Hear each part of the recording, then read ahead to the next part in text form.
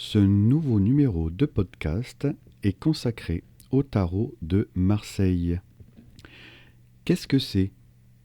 Le tarot de Marseille est un jeu de cartes à jouer qui a acquis une signification symbolique et ésotérique au fil des siècles. Il est composé de 78 cartes divisées en deux groupes principaux, les arcanes majeures, 22 cartes, numérotées de 0 à 21, et les arcanes mineures, 56 cartes réparties en 4 suites, souvent comparables aux cartes à jouer traditionnelles. L'origine exacte du tarot de Marseille reste sujette à débat, mais on estime généralement qu'il a émergé au XVe siècle en Europe. L'histoire du tarot de Marseille est entrelacée avec l'évolution des jeux de cartes en général. Certains chercheurs suggèrent que les cartes à jouer ont été introduites en Europe par les Arabes au Moyen Âge, tandis que d'autres pensent qu'elles ont évolué à partir de jeux chinois ou indiens. Quoi qu'il en soit, le tarot de Marseille a émergé au moment où les cartes à jouer ont commencé à devenir populaires en Europe. Le tarot de Marseille, tel que nous le connaissons aujourd'hui, a été principalement façonné au cours du XVIIIe siècle en France. Les premiers jeux de tarot étaient souvent utilisés à des fins ludiques, mais au fil du temps, des associations ésotériques et mystiques se sont développées autour des cartes. Des occultistes, tels que Eliphas Lévi au XIXe siècle, ont contribué à la popularisation de l'utilisation du tarot comme outil divinatoire.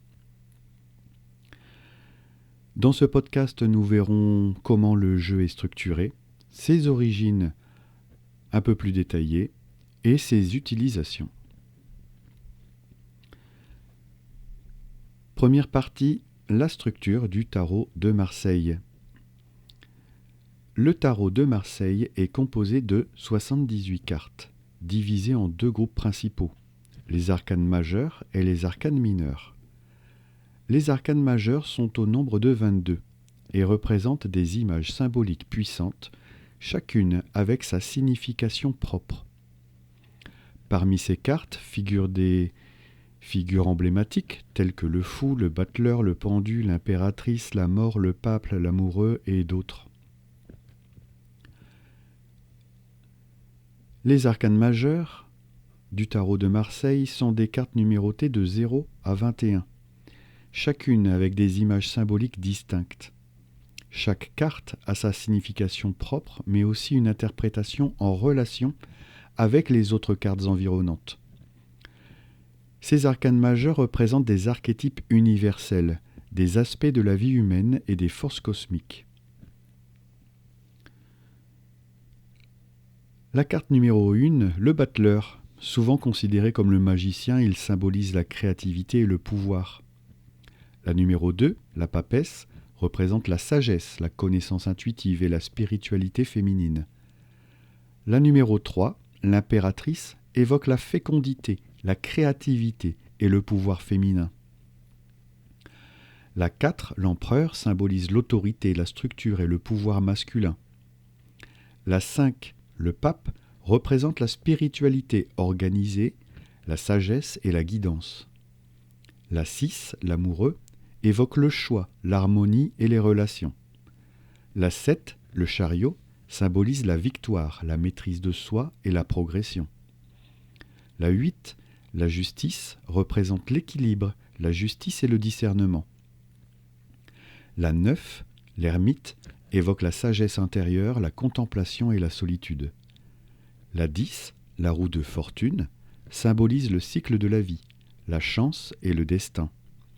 La 11, la force, représente la force intérieure, la maîtrise de soi et la compassion. La 12, le pendu, évoque le sacrifice, la suspension et la perspective différente. L'arcane sans nom, l'arcane 13, qu'on appelle parfois aussi la mort, symbolise la transformation, la fin et le renouveau. Tempérance, la carte 14, représente l'équilibre, la modération et l'harmonie. La carte 15, le diable, évoque la tentation, la dualité et les instincts primaires. La carte 16, la maison Dieu, ou parfois nommée la tour, symbolise la destruction nécessaire pour la reconstruction. La carte 17, l'étoile, représente l'inspiration, l'espoir et la spiritualité. La 18, la lune, évoque l'intuition, les rêves et les émotions profondes. La 19, le soleil, symbolise la joie, la clarté et la réalisation, tandis que la 20, le jugement, représente la révélation, le jugement et la renaissance. La traditionnelle dernière carte, la numéro 21, le monde, évoque l'accomplissement, la réalisation et l'unité. Reste la carte du mât, qu'on appelle aussi le fou ou l'arcane sans nombre. Elle est numérotée parfois 0, parfois 22. Elle est tantôt première, tantôt dernière. En tout cas, c'est une carte d'entre-deux. Elle symbolise la folie, le génie et la liberté. Les arcanes mineures, elles, se composent de 4 suites. Épée, coupe, bâton et denier, qu'on appelle aussi parfois pentacle. Chaque suite est numérotée de l'as au 10, suivie des cartes de cour, le valet, le chevalier ou le cavalier, la reine et le roi. Ces cartes représentent des aspects plus concrets de la vie et voilà, des aspects plus quotidiens. Les 56 arcanes mineurs sont répartis en 4 séries qu'on appelle suites, donc les deniers, les épées, les bâtons, les coupes. Chaque suite représente un aspect différent de la vie quotidienne, allant des questions matérielles à celles de l'esprit et de l'émotion. Les épées représentent l'élément air. Elles sont dédiées à la pensée, la communication et les défis intellectuels. L'élément eau, représenté par les coupes, symbolise les émotions, les relations et la vie intérieure. L'élément feu, les bâtons, évoquent l'énergie, la créativité et les projets en cours. L'élément terre, la famille des deniers, représente la matérialité, la stabilité financière et les biens matériels. Deuxième partie, les origines du tarot de Marseille. Une exploration approfondie. Le tarot de Marseille, un jeu de cartes divinatoire qui a captivé l'imagination de nombreuses personnes à travers les siècles, possède des origines mystérieuses et fascinantes. Son histoire complexe remonte à plusieurs siècles, impliquant des influences culturelles, ésotériques et artistiques. Cette exploration détaillée nous emmènera à travers les époques, les cultures et les interprétations du tarot de Marseille, afin de mieux comprendre son héritage profondément enraciné. Premier point, le berceau du tarot, l'Italie au XVe siècle. Le tarot de Marseille trouve ses racines dans les premiers jeux de cartes italiens du XVe siècle. Ces premières cartes à jouer, appelées cartas da trionfi ou cartes de triomphe, étaient utilisées à des fins de divertissement et étaient souvent richement illustrées. Elles comportaient 4 enseignes, coupe, bâton, épée et denier. Ces enseignes évoluèrent plus tard pour correspondre aux arcanes mineurs du tarot de Marseille. Deuxième point, l'influence des mystères ésotériques, l'émergence du tarot comme outil divinatoire. Au cours du XVIIIe siècle, le tarot de Marseille acquiert une dimension ésotérique. Des occultistes, tels que Antoine Court de Gébelin, voient dans les cartes un lien avec l'Égypte ancienne et la sagesse mystique. Le tarot devient alors un outil symbolique avec des liens supposés avec l'hermétisme et la Kabbale. Troisième point, la main des quartiers marseillais, le tarot en France. Le tarot de Marseille tel que nous le connaissons aujourd'hui prend forme à Marseille au XVIIIe siècle. Les maîtres quartiers marseillais, notamment Jean Dodal, Nicolas Convert et Jean-Baptiste Madenier, jouent un rôle central dans le développement de l'art du tarot. Les images emblématiques du tarot de Marseille avec des figures telles que le battleur, la papesse et le monde prennent racine dans ses œuvres. Quatrième point, la symbolique profonde. Un voyage à travers les arcanes majeurs et mineurs. Le tarot de Marseille est composé de 22 arcanes majeures et de 56 arcanes mineures. Chaque carte possède une signification unique et est richement symbolique. Les arcanes majeures, tels que le mât, la force et la roue de fortune, reflètent des archétypes universels et des étapes de la vie. Les arcanes mineurs, quant à eux, représentent des aspects quotidiens de l'existence humaine à travers les enseignes. Cinquième point, le tarot et l'occultisme du XIXe siècle. Influence sur l'ésotérisme moderne. Au XIXe siècle, le tarot de Marseille devient un outil de prédiction populaire parmi les occultistes. Des figures telles que Eliphas Lévi et Papus explorent les correspondances entre le tarot, la kabbale et l'alchimie. L'influence du tarot se répand au sein des cercles ésotériques et devient une composante essentielle de la tradition hermétique.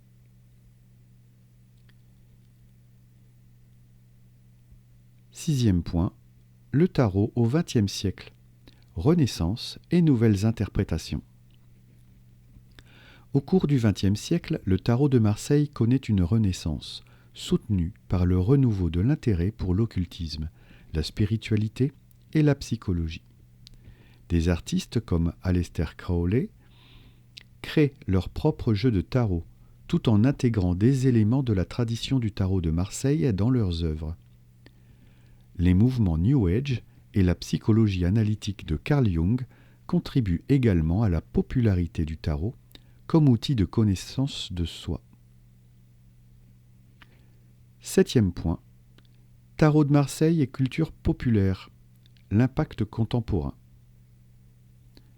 De nos jours, le tarot de Marseille reste un élément de la culture populaire, utilisé à des fins divinatoires, artistiques et spirituelles.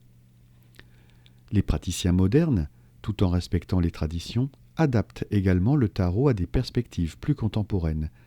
Des applications numériques, des blogs et des communautés en ligne permettent au tarot de se réinventer constamment. Huitième point, critique et débat. Le tarot sous l'œil analytique. Malgré son attractivité, le tarot de Marseille n'est pas à l'abri des critiques. Certains le voient comme un simple jeu de cartes sans signification profonde, tandis que d'autres critiquent les interprétations ésotériques comme étant trop spéculatives. Cependant, l'impact culturel et historique du tarot de Marseille demeure indéniable. En clair, un héritage multidimensionnel. En somme, le tarot de Marseille émerge d'un tissu complexe d'influences historiques, culturelles et ésotériques. Des débuts modestes en Italie à sa résurgence contemporaine, le tarot de Marseille a captivé l'imagination de générations. Que l'on le considère comme un simple jeu de cartes ou comme un miroir des mystères de l'univers, le tarot de Marseille continue à exercer une fascination intemporelle et à s'inscrire dans l'histoire, en constante évolution de la divination et de la spiritualité. Troisième partie. L'utilisation du tarot de Marseille. La fonction du tarot de Marseille, c'est d'être un guide profondément polyvalent dans la vie humaine. Le tarot de Marseille, bien plus qu'un simple jeu de cartes, joue un rôle multifacette dans la vie humaine. Son utilité transcende les frontières culturelles et les époques, offrant un outil complexe et polyvalent qui peut être interprété de différentes manières selon les besoins individuels. Dans cet exposé détaillé, nous explorerons en profondeur les diverses fonctions du tarot de Marseille, qu'elles soient divinatoires, psychologiques, artistiques ou spirituelles. Premier point, le tarot de Marseille en tant qu'outil divinatoire. L'une des utilisations les plus répandues du tarot de Marseille est sa fonction divinatoire. Depuis ses débuts au XVIIIe siècle, le tarot a été associé à la prédiction de l'avenir, offrant des réponses à des questions spécifiques ou éclairant des aspects de la vie d'une personne. Chaque carte, avec ses symboles riches et complexes, est interprétée en fonction de sa position dans le tirage et des cartes qui l'entourent. Le praticien du tarot, souvent appelé tarologue, utilise son intuition, sa connaissance des archétypes et sa compréhension des associations symboliques pour créer une interprétation unique. Les arcanes majeures représentent des événements ou des influences majeures, tandis que les arcanes mineures détaillent des aspects plus quotidiens de la vie. Les questionnements peuvent varier, allant des questions d'ordre professionnel et financier aux questions sentimentales et spirituelles. Certains considèrent le tarot comme un moyen de se connecter avec une sagesse supérieure ou leur propre intuition, tandis que d'autres le voient simplement comme un reflet des énergies présentes. Deuxième point, le tarot en psychologie, un outil d'exploration personnelle. Au-delà de la divination, le tarot de Marseille trouve également sa place dans le domaine de la psychologie. Carl Jung, célèbre psychanalyste, a introduit le concept d'archétype, des symboles universels présents dans l'inconscient collectif. Le tarot, avec ses archétypes clairement définis, peut être utilisé comme un outil pour explorer l'inconscient personnel et collectif d'une personne. Les cartes peuvent être disposées dans des motifs spécifiques, comme le mandala astrologique pour explorer les dynamiques internes et externes d'une personne. L'acte de choisir des cartes et d'interpréter leur signification peut fournir des insights sur les préoccupations subconscientes, les blocages émotionnels et les aspects de soi-même qui nécessitent une attention particulière. Des thérapeutes intègrent le tarot dans leur pratique pour aider les clients à comprendre et à surmonter des problèmes émotionnels ou comportementaux. Cela peut offrir une perspective unique et aider à débloquer des aspects de la psyché qui ne sont pas facilement accessibles par d'autres moyens. Troisième point, le tarot comme œuvre d'art, l'expression créative et symbolique. Sur le plan artistique, le tarot de Marseille est une œuvre d'art en soi. Chaque carte est minutieusement conçue, avec des détails riches et des symboles soigneusement choisis. Les jeux de tarot sont souvent créés par des artistes talentueux qui apportent leur vision artistique aux archétypes traditionnels. Certains amateurs de tarot utilisent le jeu comme moyen d'expression artistique personnelle en créant leur propre version du tarot ou en modifiant des jeux existants. L'utilisation de couleurs, de motifs et de styles artistiques peuvent ajouter des dimensions nouvelles et uniques à la signification des cartes. Quatrième point, tarot et spiritualité, une quête de sagesse et de connaissance intérieure. Pour beaucoup, le tarot de Marseille est un outil de recherche spirituelle.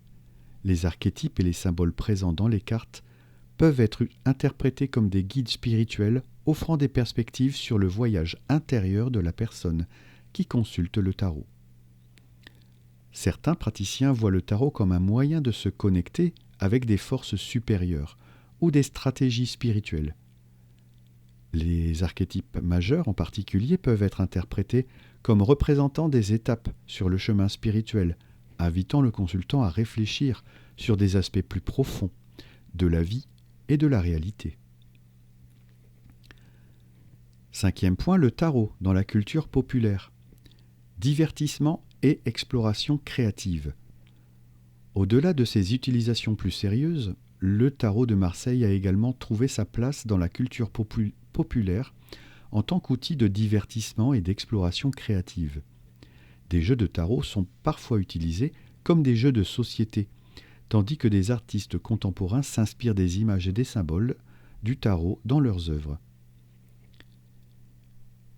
Des applications numériques ont également popularisé le tarot, le rendant accessible à un public plus large. Ces applications offrent des tirages automatisés et des interprétations des cartes, permettant aux utilisateurs de découvrir le tarot de manière ludique. Sixième point, Débat et controverse autour du tarot, entre foi et scepticisme. Malgré son utilisation répandue, le tarot de Marseille suscite des débats et des controverses. Certains le considèrent comme une pseudo-science sans fondement empirique, relevant davantage de la croyance personnelle que de la réalité objective. D'autres voient le tarot comme un outil symbolique et riche en significations potentielles, même s'il ne repose pas sur des preuves scientifiques. La frontière entre la foi et le scepticisme dans l'utilisation du tarot est souvent floue, et chaque individu aborde le tarot avec sa propre perspective, influencée par ses croyances personnelles et son expérience.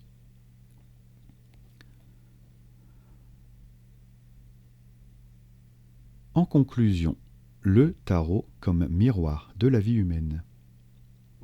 Pour conclure, le tarot de Marseille se présente comme un miroir complexe de la vie humaine, offrant une multitude de fonctions qui s'adaptent aux besoins et aux croyances de chaque individu.